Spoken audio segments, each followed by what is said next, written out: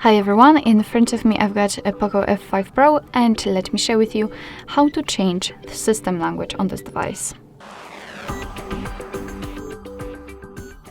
So first of all we have to enter the settings and then scroll in order to find additional settings. Then let's tap on languages and input and tap on languages.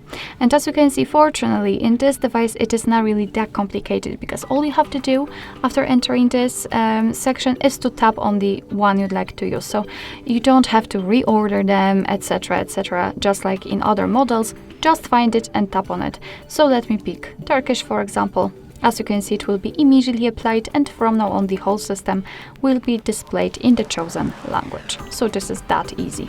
Let me change it to English because I'm not really good at Turkish. And again, the same situation. Alright, so that will be all. Thank you so much for watching. I hope that this video was helpful, and if it was, please hit the subscribe button and leave the thumbs up.